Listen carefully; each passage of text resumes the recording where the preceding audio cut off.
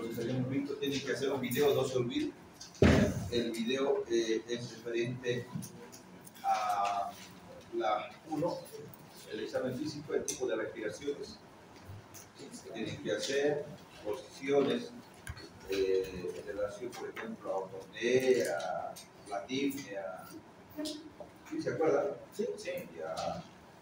Y también tienen que hacer en relación a lo que es una patología, ya sea síndrome de condensación, neumonía, hiperreactividad bronquial como el asma o derrame pleural. Tienen que realizar un video en inspección, palpación, percusión y auscultación. Vamos a ver lo que es el síndrome de hiperreactividad bronquial con el tema que es de asma bronquial. Entonces, veamos, tenemos que tomar en cuenta que esta patología generalmente tiene una incidencia entre 3 y 7% de la población adulta. Vale decir que acá, si nosotros tomamos en cuenta esto, debe haber acá, si son 100, entre unas 3 a 7 personas que tienen problemas de asma, seguramente. Si preguntamos, debe haber de 3 y de 4, por lo menos, ¿no? 2 millones de visitantes emergentes en Estados Unidos. Miren, los niños están más predispuestos que las niñas. Cuando nacen, los niños tienen mayor tendencia a hacer broncoespasmo. En relación a las niñas, que tienen que ver con la parte anatómica, en adultos jóvenes, la enfermedad afecta más a las mujeres, y en ancianos esto se va equiparando. Y el diagnóstico de asma, vamos a ver que es un complejo de, es un componente de signos y síntomas, o sea, un síndrome. Lo vamos a realizar, por ejemplo, en la parte clínica y también con el apoyo de estudios de gabinete como la espirometría. Pero en el concepto podemos tomar en cuenta que la patología de lo que es el asma va a tener un componente de broncoespasmo, de inflamación y de hipersecreción. Entonces, la mayoría de los conceptos indican de que es un síndrome inflamatorio crónico de la vía respiratoria que se caracteriza por broncoespasmo, hipersecreción e inflamación. Vale decir que el bronquio, esto es normal y esto es patológico, lo que hace es broncoconstricción, inflamación e hipersecreción. El paciente empieza a tener disnea, o sea, falta de aire, sensación subjetiva de falta de aire. Empieza a tener en el examen físico, bueno, presión torácica, tos, además de eso, tiene sibilancias a la auscultación y todo eso. Pero si le damos cuenta acá, miren, acá empieza todo. O sea, el bronquio está disminuido en la luz y además está con bastante secreción. ¿Sí? La etiología tiene mucho que ver, por ejemplo, con un componente tanto hereditario. Ven que mi mamá es asmática, pero los asmáticos no tienen mucho que ver. No es, digamos, una herencia directa, pero el componente relacionado al medio ambiente. Relacionado al medio ambiente, vale decir que el paciente nace o no nace. Pero ¿qué va a desencadenar que un paciente haga asma? Va a desencadenar este medio ambiente. O sea, que estamos acá. Entonces, una base genética, papá, mamá, asmático, abuelo, tío, no sé. Hay una combinación medioambiental y sobre esto hay desencadenantes para que produzca perdido. No es que mi mamá es asmática, pero es asmática. Tiene que ver el medio ambiente para que una persona un componente ambiental. Esto también factores ambientales. ¿Quién? Los ácaros, el pelo, el lazo, los umbrales.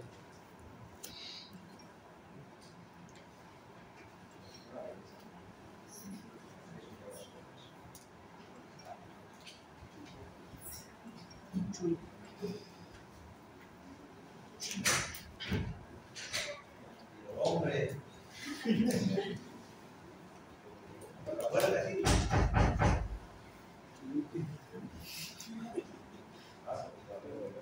Un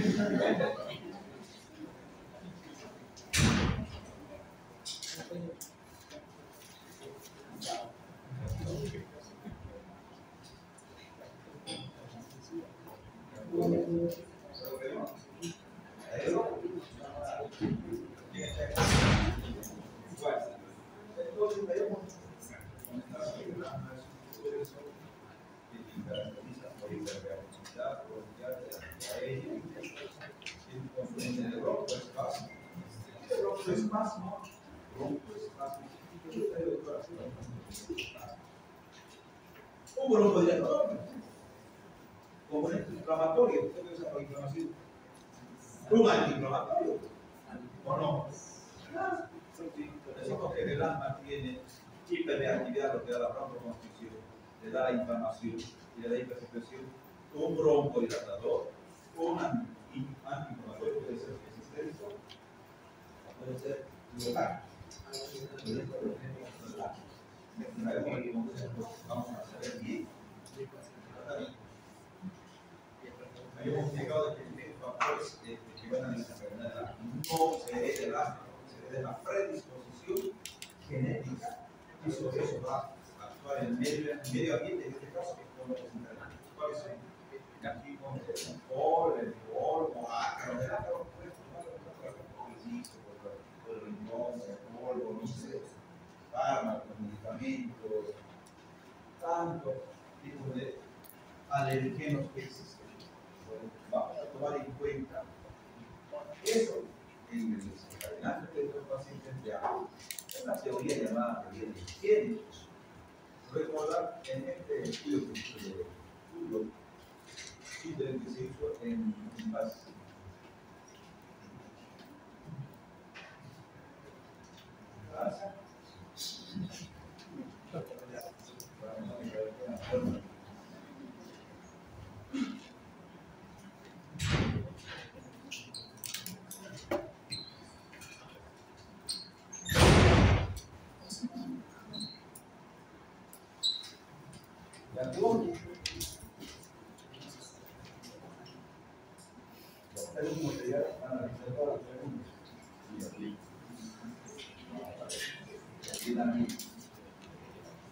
entonces, la teoría de la higiene indica de que, bueno, antes de eso se hizo un estudio en aquellos niños, que desde que nacieron los niños, se empezó a estudiar los niños, hasta que fueron ya adultos, y se pudo evidenciar de que quienes hacían más hambre, aquellos niños que eran amamantados con leche materna.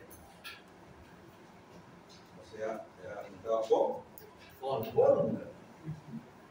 Tenían mayor tendencia, no es que digamos todo, digamos, pero tenían una tendencia de que había alimentado más. También aquellas familias donde, por ejemplo, eran tabaquistas, papá, mamá fumaban, por decirlo así, los niños tenían mayor tendencia a ser hambre. O sea, se hizo estos estudios y también se propuso la teoría de la higiene, que decía, la teoría de la higiene, lo mismo, ¿no? Hay un balance entre TH1 y TH2 que tiene que ver con la inmunidad tumoral y la inmunidad celular. La teoría decía que es una predisposición genética interactúa el medio ambiente, pero ¿cómo? Niños con mala higiene, niños numerosos, hacinamiento, una familia de 10, 8 niños de una familia, contaminación ambiental, enfermas de diarreas, iras, eras, apenas llegamos, tienen agua potable, por decir así, deben ser, hígado, o sea, estos niños realmente enferman de todo, pero están en contacto más con los alergenos, porque están en contacto con todo. Están aquellos niños más cuidados, con higiene, más por confort, son familias pequeñas, puede haber tabaquismo, apenas se resfría al día. Apenas tiene, qué sé yo, fiebre, antibiótico. No he intentado, pero no se preocupa más grande. Así es, ¿no? y apenas está, digamos, qué sé yo, está haciendo la tía, le dan a la manito, o sea, niños muy bien, tienen mayor tendencia a ser atópicos, aumenta la atopía, mayor tendencia a ser asma. Estos niños generalmente pueden dar también, además de que los padres pueden ser tabaquistas, esto hace de que tengan mayor riesgo de asma en relación a estos otros niños que son más descuidados, más o menos en relación a lo que son los raros. Todo, ir a hacer, no tiene mucho que ver esta teoría. En conclusión, estos niños tendrían menos atopía en relación a estos otros niños. Tiene mucho que ver con DH1, DH2, la inmunidad, en este caso celular, inhibe la producción de inmunoglobulina E, en cambio la otra favorece la inmunidad moral a la producción de inmunoglobulina E. Entonces, tiene mucho que ver el paciente asmático con el IgE, inmunoglobulina E, mucho que ver. Se van a entender por eso. Hay factores directos e indirectos. ¿Quiénes hacen asma? ¿En qué momento? ¿Previene asma? Vuelca azul, cambio metabólico. Vuelca azul apenas en el paciente que pasa. Vuelca azul, el paciente asmático puede llegar a tener crisis. Porque si ellos se estresa, un problema, una discusión, se encadena. Entonces, tengo que parar con un medicamento. Y hay y empieza. Entonces, puede haber factores directos e indirectos que van a desencadenar con este paciente. Ahí está, aumentar la contaminación, el moho, los ácaros, pelo, tabaco, fármacos. Las pesquisas actuales han generado, por ejemplo, intrínseca, extrínseca, actualmente hacemos de la realidad tanto intermitente como persistente. ¿Cuándo es intermitente? Alguna vez en su vida. Yo me recuerdo que a mí me dio de peladito cuando tenía 8 años y ahora, ya hasta ahora que tengo 20 años, nuevamente me dio intermitente, alguna vez. Pero puede ser que sea persistente, leve, moderada, severa. Leve, después de doctor, después de 1 año más o menos, o 2 años, me empezó a dar otra vez a mi crisis de asma. O persistente, moderado, ya en este año ya caí 3 veces. Persistente, pero ya moderado. En cambio, cuando es severa, prácticamente todo lo que la gente vive,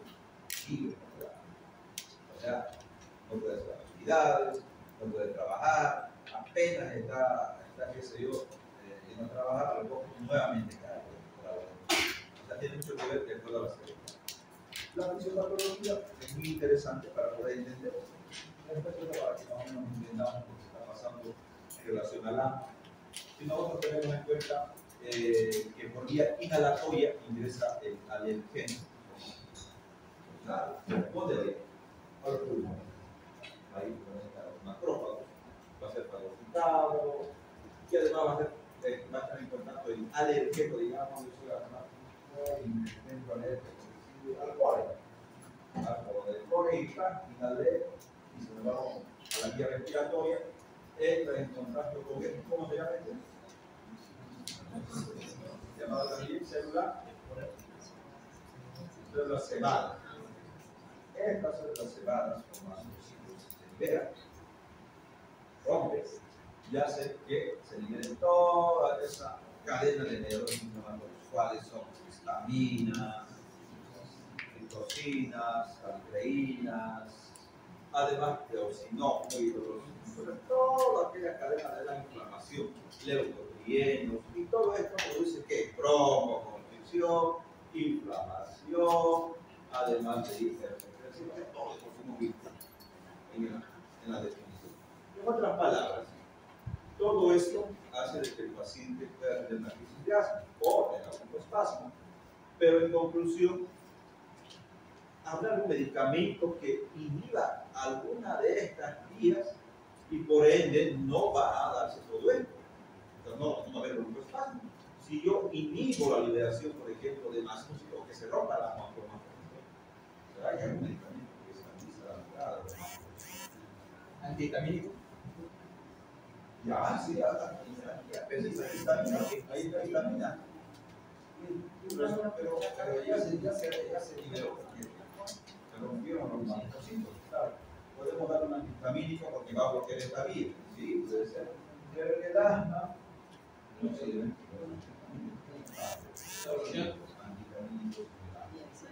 Habrá algo sobre la membrana macroscópica, las cromonas, por ejemplo, el cromolicato de sodio, el neurotromito, que estabiliza la membrana del cuerpo. Como no se rompe, no hay broncoplasma. Prevención, o sea, de profilaxis, no como tratamiento. Porque si así, pero esto ya está con broncoespasmo, broncohilatador. Pero en cambio, si está el paciente antes de que dé su crisis, su broncoespasmo, puedo dar un preventivo para que no se rompa esto, que es las cromonas, el otro mismo o como prácticamente los antihistamínicos no ayudan en nada, aunque también se usen, pero no ayudan. Habrá otro medicamento que ayuda a alguno de estos antileucolinos. Los antileucos, ahí está, hay antileucolinos que sí usamos, que tienen mejor, digamos, mejor respuesta, algo así, como preventivo. Antileuco, para evitar que se vayan produciendo de eventos, repito, es forma de prevención. Bueno, ya se dio, ya pasó el problema de, qué sé yo, de crisis, ya tiene broncoconducción, inflamación, el broncohilatador, antiinflamatorio, corticoide. ¿Entendés la parte? Es importante la fisiopatología para poder entender, por ejemplo, la parte de lo que es el tratamiento. Si tú sabes la fisiopatología, seguramente vas a poder entender el tratamiento. Bronco normal, bronco broncoespasmo. ¿Y qué tiene el paciente en la parte clínica? ¿Qué requiere? ¿Qué requiere? Disnea. Muy bien. Disnea. El paciente va a requerir disnea. ¿Qué es la disnea? Sensación subjetiva de falta de aire. Tos, opresión torácica. Sobre esta base, el paciente, el antecedente que tiene generalmente es, doctor, le cuento que yo siempre, cada vez, puede decirles que vuelca azul y empieza a tener tos, le falta el aire. O puede ser que empiezo a correr, a hacer ejercicio y empiezo a toser, empiezo a tener falta de aire. O sea, ya tiene un antecedente el paciente. Desde peladito siempre ya tuve este problema. Y a la auscultación vamos a encontrar sibilancias bilaterales. Los dos pulmones van a tener a la auscultación sibilancias.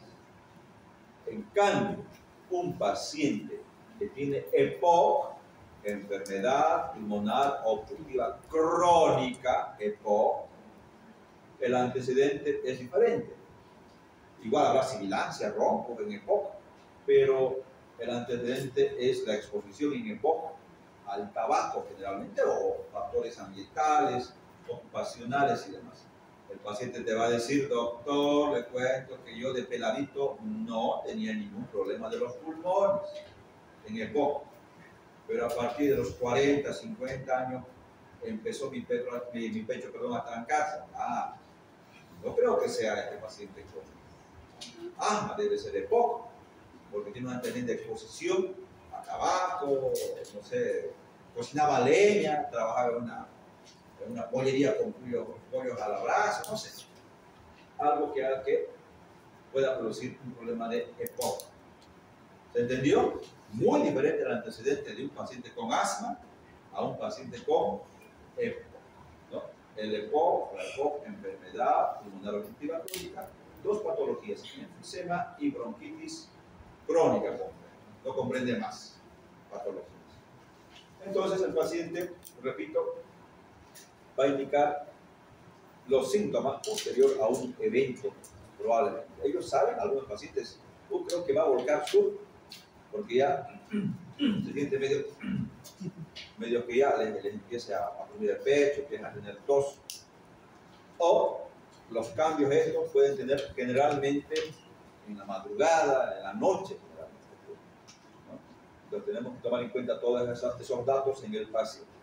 Claro, hay desencadenantes de todo tipo. Estos pacientes además puede ser que no solamente tengan síntomas relacionados a lo que es la parte respiratoria, pulmonar, también pueden tener antecedentes de rinitis, o también pueden tener antecedentes de dermatitis. Además, preguntemos en los papá, mamá, hermanos, no sé, ¿tiene algún antecedente? Preguntemos si su papá o su mamá tiene problemas de asma, tiene rinitis. Tenemos que tomar en cuenta eso, ¿no? Entonces es importante todo esto en la parte clínica para poder entender si es asma o no es asma. Sibilancias, repito, bilaterales en los dos pulmones. Si fueran sibilancias unilaterales, un solo pulmón, no creo que sea asma, porque el asma son los dos pulmones. Si fuera un solo pulmón, yo voy a pensar que puede ser un cuerpo extraño, un tumor, que solamente es aquí normal, no da. El asma son los dos pulmones. ¿Entendido? ¿Sí? Y el tratamiento, el diagnóstico es de gabinete, espirometría, prueba de broncodilatación. Podemos hacer también un test de broncoprovocación y también un flujo expiratorio máximo, tipo flujo flow. Pero, ¿de qué se trata esto? Básicamente el diagnóstico es espirometría, con prueba de broncodilatación positiva, pero cuando el paciente está con una espirometría normal, podemos hacer provocación para poder producir broncoespasmo. Pero a ver, iremos por partes. Repetimos: tos, disnea, sibilancias, opresión torácica, lo que el paciente va a referir generalmente. Dijimos antecedentes clínicos de episodios recurrentes de sibilancias, de peladito. El paciente desde niño ya tiene problemas de... Su mamá siempre llevaba desde, no sé, 5 años, 6 años, desde que nació, no sé, le va a decir, siempre nebulizado. Tos nocturna con el ejercicio, opresión torácica, antecedentes de rinitis, asma en los padres y hermanos.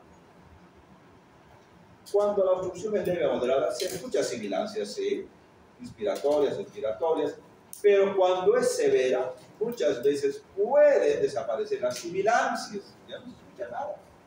Y uno dice, está mejorando el paciente. Sin embargo, no, está empeorando, está con signos de hipoxemia. Saturación normal es de 95 a 100, ¿verdad? Estos pacientes pueden estar menos de 80 de saturación, 70, no sé. O sea, menos de 90 va a estar. Menos de, porque recordar que menos de 93, 90 requiere oxígeno. Además de eso, el paciente va a tener seguramente signos de insuficiencia respiratoria. Va a estar muy taquipneico, muy disneico. Este paciente probablemente va a llegar a ser un paro si es que no actuamos de inmediato. Va a ser un paro por hipoxemia. Recordar que puede ser que ya no se escuche sibilancias, tienen que ver el cianótico va a estar.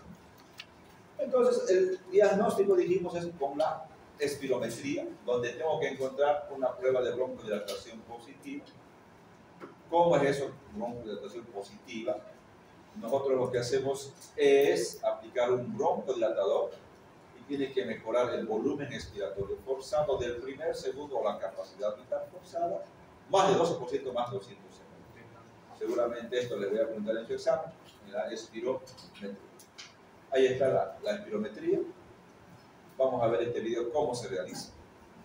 Creo que ya vimos, ¿no? ¿La anterior clase? ¿Espirometría? No. A ver, meta aire y sople. Durante unos 6 segundos va haciendo la expiración forzada.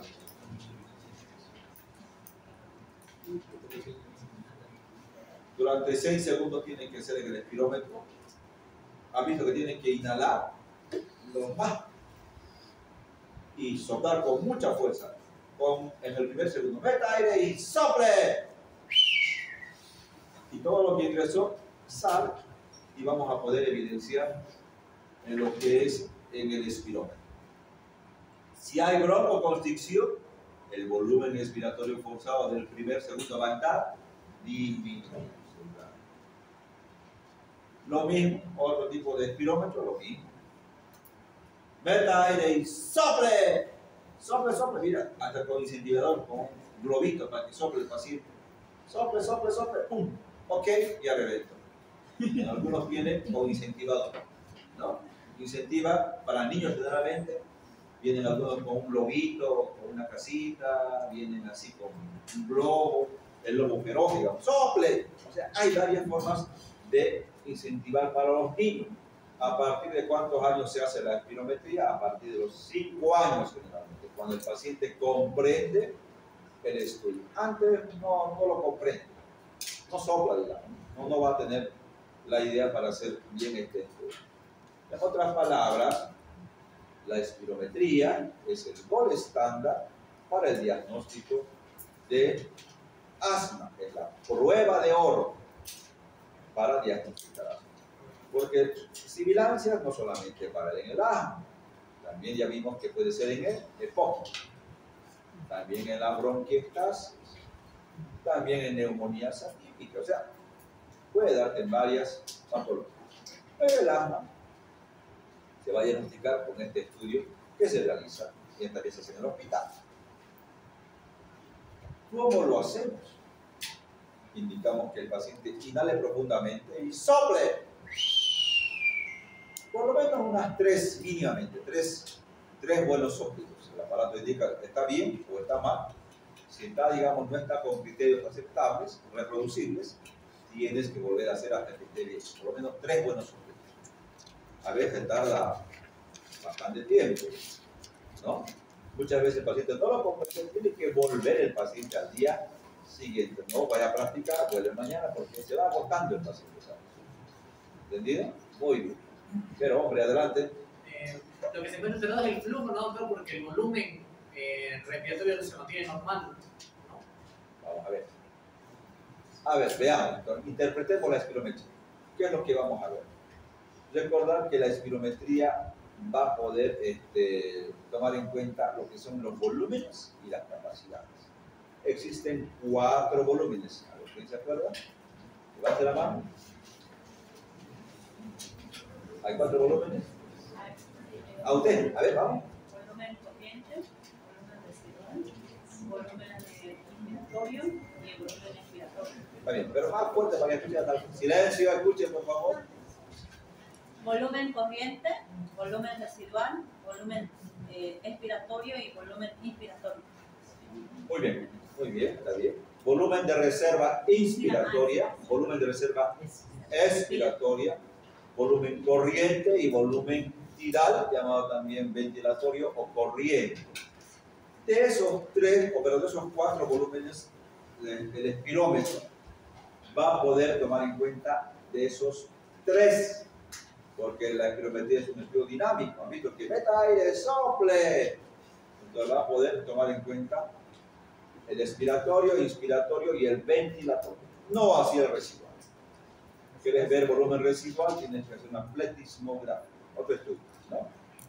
Entonces, en la espirometría, yo voy a poder ver esos volúmenes. Uno de esos que me interesa para la interpretación de la espirometría es el volumen, está al revés en inglés, volumen expiratorio forzado del primer segundo. O sea, esto, lo primero que se expira. El volumen expiratorio forzado del primer segundo. Eso es lo primero que voy a tomar en cuenta. Y seguramente este volumen expiratorio forzado del primer segundo, como está disminuido en los amáticos, la luz de bronquio va a estar disminuido. Lo más seguro. También puedo ver con la espirometría la capacidad vital forzada. A ver, ¿quién sabe cómo se forma la capacidad vital forzada? ¿La suma de qué volúmenes? ¿Suma de qué volúmenes? A ver, usted. Reserva inspiratoria, reserva expiratoria y corriente. ¿Ya? Volumen de reserva inspiratoria, volumen de reserva expiratoria y el volumen corriente. O sea, lo que todos hacemos todos los días. ¿Ve? Sin eso no vivimos, sin inspiración, expiración, ¿o no? Y sin ventilación no vivimos. Por eso se llama capacidad vital forzada. O perdón, en este caso capacidad vital. Pero la espirometría es forzada. Capacidad vital forzada. La suma de los tres volúmenes. Y además el índice de Tifenot. El índice de Tifenot, que es este. Tifenot es la relación de ambos. Vale decir, por ejemplo, si yo, pues la espirometría es un estudio que va a ver, digamos, tanto los volúmenes y capacidades. Sin embargo, lo que va a tomar en cuenta es el relativo a lo ideal que el paciente tiene que tener. Por ejemplo, este paciente tiene acá un valor referencial. Esta persona que tenga, no sé, 30 años, 1,60 de estatura, 60 kilos, por decir así, es latina, tiene un predicho, una referencia de valores a los cuales tiene que llegar. O sea, eso tú vas a obtener introduciendo los datos a la computadora, al espirómetro, bla, bla, bla, bla, bla.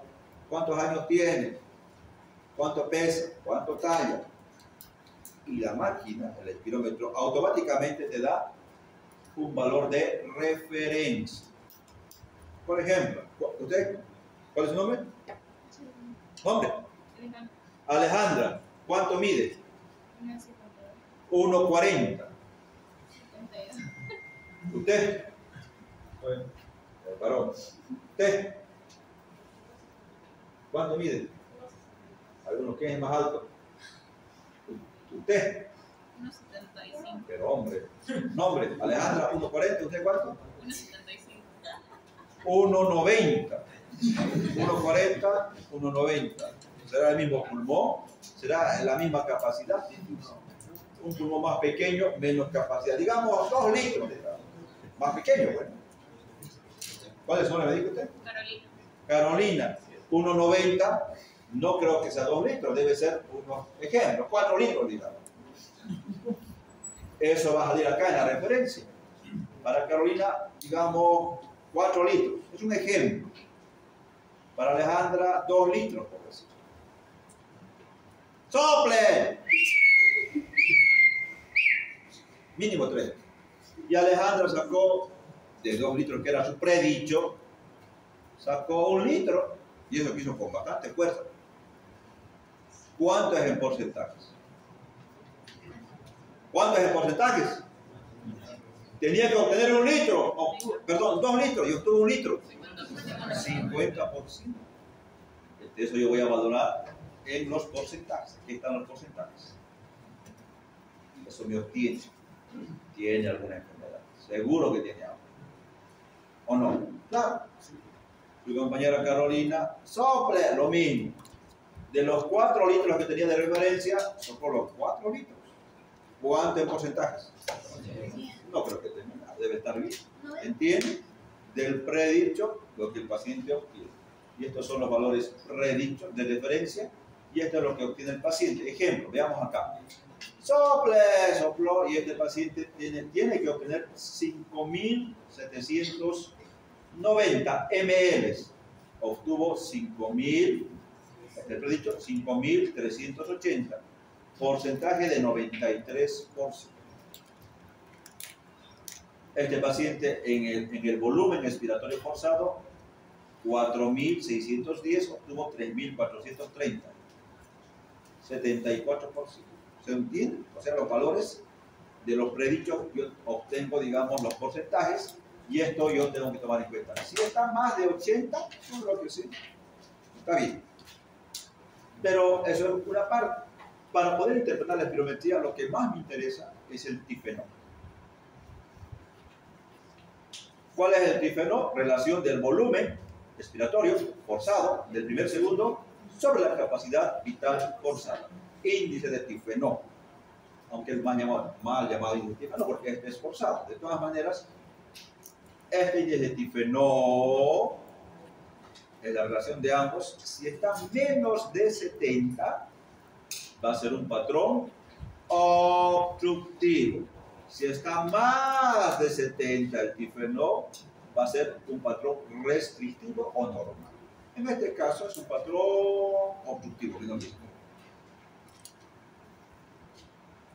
Menos de 70 el tifenol es un patrón obstructivo. Más de 70 el tifenol es un patrón restrictivo. Y obstructivo va a ser en el asma, como en este caso, EPOC, bronquiectasias y demás. Restrictivo va a ser en fibrosis pulmonar, en neumonía, en atelectasias, algo que impida que el pulmón se vaya distendiendo. En cambio, obstructivo tiene mucho que ver con la parte de los bronquios. Bueno, ¿y cómo yo sé que este paciente tiene o no tiene asma? Muy bien. Tengo acá predicho 3430 antes del broncodilatador. Después del broncodilatador va a 4530. De 3430 a 4530 mejoró 1100 ml. Un litro 100 prácticamente. Va. El porcentaje es 28%. Si cambia más de 12% más 200 ml, yo creo que este paciente es un paciente con problemas de asma. Claro, todo en la vida nada es seguro, pero en medicina nunca sale 2 más 2, 4. De todas maneras, si la prueba es positiva, tiene antecedentes, la clínica, todo eso, tengo que pensar en problemas de asma. ¿Entendido? Sí. La prueba de oro es la espirometría, que tiene que haber 12% más 200 ml en el volumen expiratorio forzado del primer segundo. Ya esta espirometría nos demuestra eso. Mejora 1100 ml o un litro 100, 28% de cambio, prueba positiva al bronco, dilatado. También puedo usar el picoflujo PitFlow para poder hacer la valoración. Esto no es espirometría, ven que es de plástico, tiene una graduación que me ayuda a poder evidenciar, por ejemplo, en el tratamiento o en el seguimiento o en el control. ¿Cómo hacemos en el seguimiento? El paciente, imagínense que tiene asma y le digo que haga un seguimiento, por decir, es un paciente con asma grave, por decir. Y todos los días que se controla, por la mañana, por ejemplo. Y el paciente, mire, como tiene una graduación, digamos que todos los días sopla 4 litros, digamos. Todos los días, 4 litros, 4 litros, 4 litros. Todas las mañanas. Y de repente empezó a volcar sur, no sé, y se levanta un día de esos y bajó a 2 litros. Y lo hizo con fuerza. Está pasando ya un problema de broncoespasmo. Se empezó a hacer su crisis de asma todavía. Me ayuda mucho para el seguimiento, ¿se dan cuenta? Y también después de eso hago el tratamiento y veo si el que, digamos, ingresó a la emergencia sople apenas 1 litro. Después del tratamiento, ¿qué tal si mejoró a 2, 3 litros? Pues está mejorando. O sea, me ayuda bastante. Es portátil, es de plástico. Se llama picoflujo, PitFlow. Podemos emplear. ¿Listo? Radiografía no me ayuda en el diagnóstico. Puedo ver aplanamiento de los diafragmas, costillas horizontalizadas, ensanchamiento de espacios intercostales, pero no me llega al diagnóstico. No me dices así. ¿Qué me dice? No me da diagnóstico. La espirometría sí me da diagnóstico. Pero como diagnóstico diferencial para otras patologías. Bueno, esto lo vamos a ver, esto no, tratamiento tampoco, pero para que entiendan, el tratamiento que se hace en el paciente es salbutamol cuando llega en crisis de asma, 2 puffs cada 15 minutos durante 1 hora. O sea, vamos a hacer, por ejemplo, llegó mal, saturando 90, por decir, sibilancias bilaterales, tosigoso, qué sé. Y de repente tenemos que actuar inmediatamente, darle oxígeno, sí. Tenemos que dar 2 PAP a 4 PAP, o sea, agarramos nuestro inhalador, directamente. Y para adentro. ¿Sí? ¿Cuánto? De 2 a 4 PAP cada 15 minutos. Ejemplo, son las 16 horas, 4 de la tarde. Llegó el paciente, 2 PAP aplico en este momento y reevaluó a los 15 minutos, o sea, 16 con 15 minutos. Otros 2 PAP. No mejoró. A las 16 con 30, otros 2 PAP. No mejoró. 16 con 45, otros 2 PAP. Y la última agua a las 17:00. O sea, 2 PAP cada 15 minutos durante 1 hora para poder sacar de la crisis de asma. Algún día van a tratar seguramente. Lo van a ver con más detalle en la parte de neumología al año seguramente, pero para que tengamos una idea de cómo se puede sacar a un paciente de crisis de asma. Además de usar hidrocortisona para poder recordar que es inflamación. Un corticoide tipo hidrocortisona, dexametasona o prednisona podría ayudar. No tengo PAP, nebulización puede ser. Nebulización, podemos usar con nebulización. Siempre vetador de acción corta, salbutamol, fenoterol. ¿Será mejor la nebulización o los aerosoles? ¿Cuál creen ustedes? ¿Cuál será lo que está el paciente grave?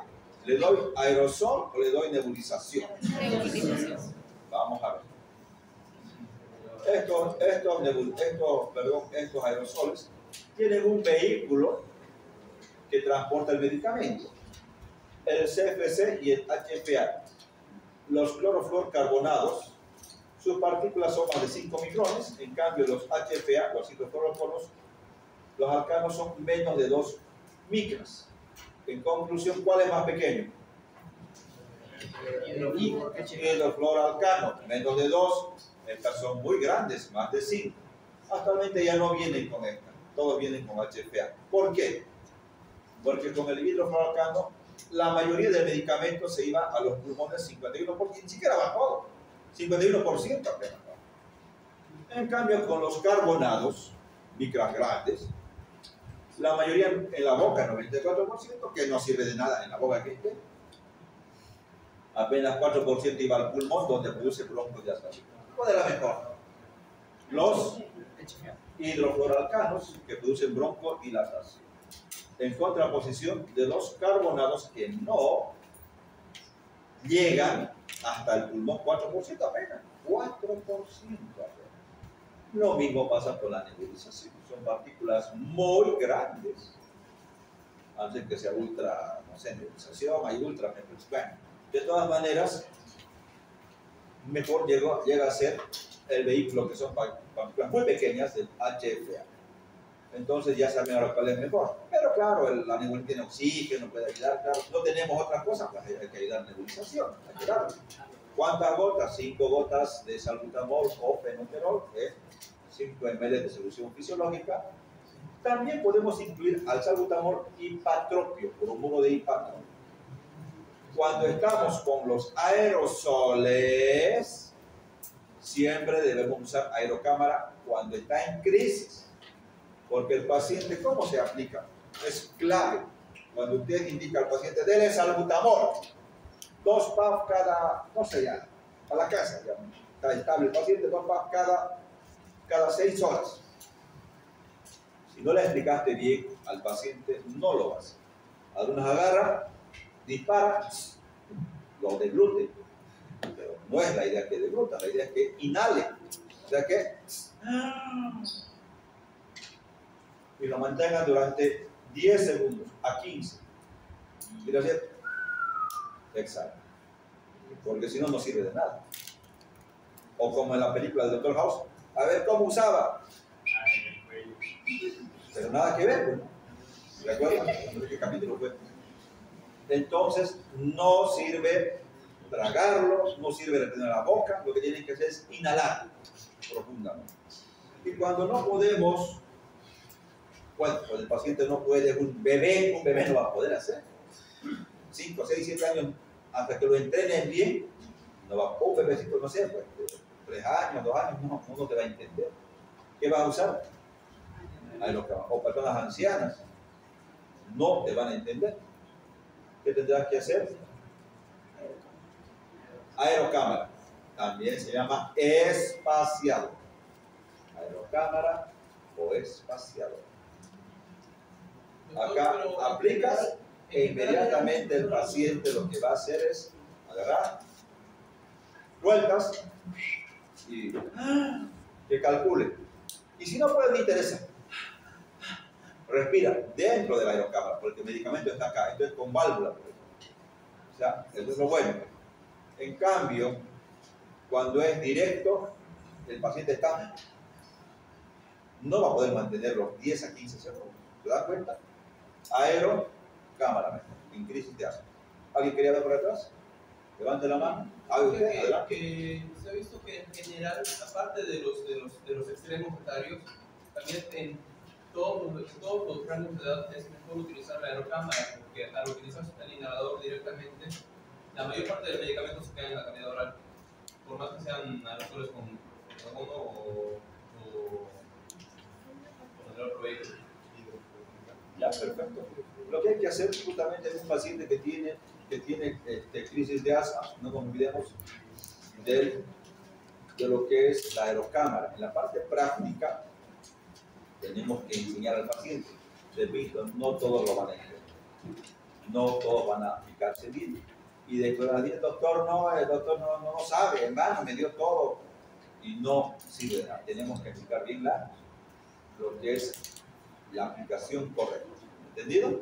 Complicaciones graves, neumotoras, neumodiastino, atelectasia, paro respiratorio, convulsiones. No todo lo que silba es asma. No. Puede ser que sea, voy a pensar en asma, sí, lo primero es asma voy a pensar, pero puede ser bronquiolitis viral. La bronquiolitis viral es producida por el sincicial respiratorio. Los lactantes, su primer episodio de broncoespasmo, sibilancias, no es asma. La bronquiolitis también tiene sibilancias. Eso no significa que tengan asma. Ojo. Bronquiolitis también tiene sibilancias. Neumonías atípicas, tuberculosis. ¿Dónde no está la tuberculosis? La tuberculosis es la gran simuladora, simula muchas enfermedades. Igual puede dar sibilancias. Sibilancias por reflujo, EPOC, fibrosis quística, laringitis, cuerpo extraño, compresión y demás. Bueno, nunca se da sedante, se recuerda que algunos pacientes dan, déjenle un relajante que se tranquilice. No, va a hacer un paro o va a empezar a hacer desaturación. Diuréticos no, corticoides de depósito no.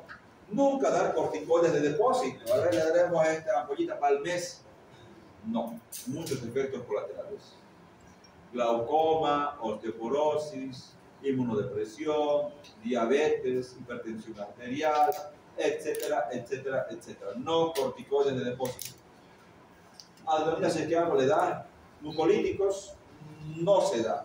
Acetilcisteínas, no, empeora el cuadro. Antihistamínicos no mejoran el asma. Antitusivos, ¿está con tos? ¿Jarabe para tos? No. ¿Qué se da? Broncodilatador. Un corticoide puede ser tópico además. Y además, sulfato, bueno, además, ya. Si tiene antibióticos, etc. Bueno.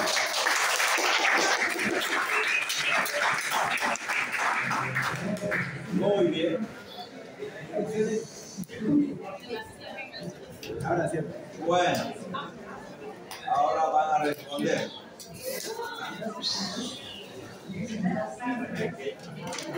Vayan preparándose para las respuestas. Mientras tanto ya lista. Hasta que se prepare.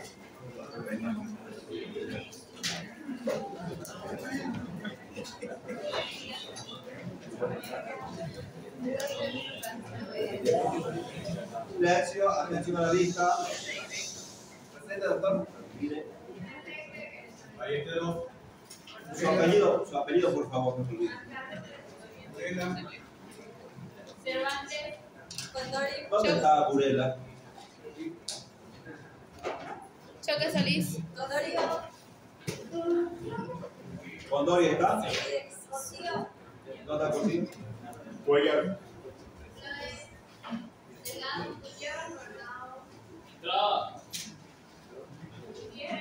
Flores. ¿Dónde está? Tierra Coronado. Yael. Lino. Martínez. Martín, ¿dónde está Martín?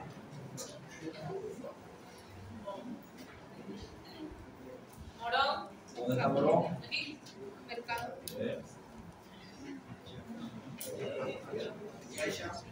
¿Dónde está? Paulino. Rodas. Cavado. Rodas. Rojas. Rojas Saucedo. Sánchez. Solís. ¿Dónde está Solís? Villafuerte.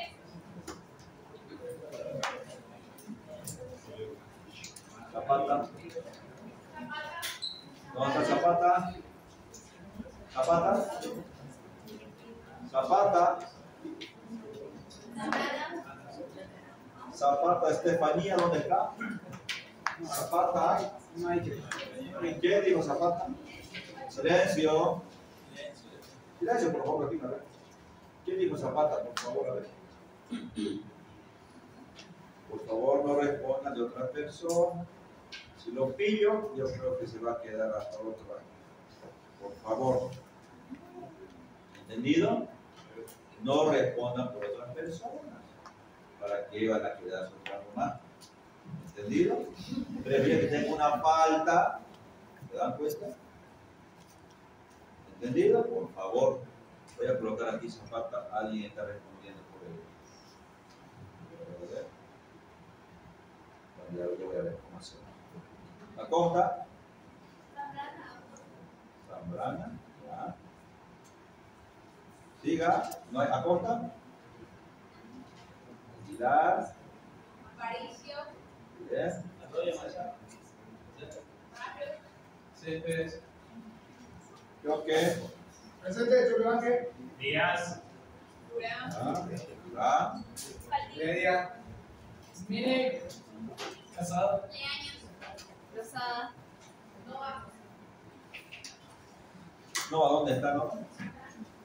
Oropesa. Padilla. Solís Álvarez. Rosales no está.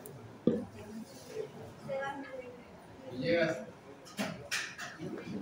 ¿Dónde está Villa Gómez? Matallano.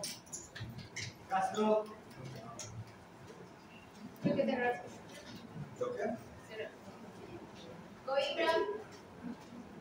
Coca no está. Díaz. Herrera. Díaz. Frías, ¿dónde está? Herrera. Frías. Díaz. López Godoy. López Terraza. Rosa. Mérida. Mendoza está. Sí. Montero. ¿Dónde está? Itzel. Montero. Ramos. Rodríguez. Romero. Salas. Saldaña. Saucedo. Solís. Suárez. Chita. Covarrubias. Delgadillo. ¿Está Covarrubia? ¿Dónde está Covarrubia? Fuentes. Guzmán. González, ¿dónde está González? González Brian. Borce. Ramírez. Rojas. Soria. Rengel. Rengel. Soria.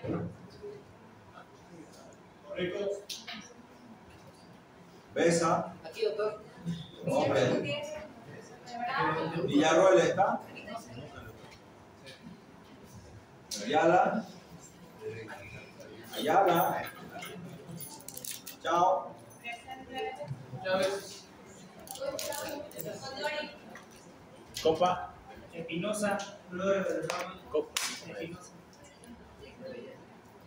Iglesias. Viriano. Leaños. Leachi. Estado presente. Rivas. Pinto. Jenny. Robles, Jenny.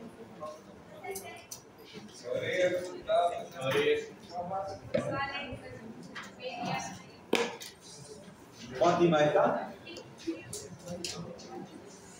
Bueno, a ver, vamos a ver. Saquen al Sulocín. Tenemos 2 minutos.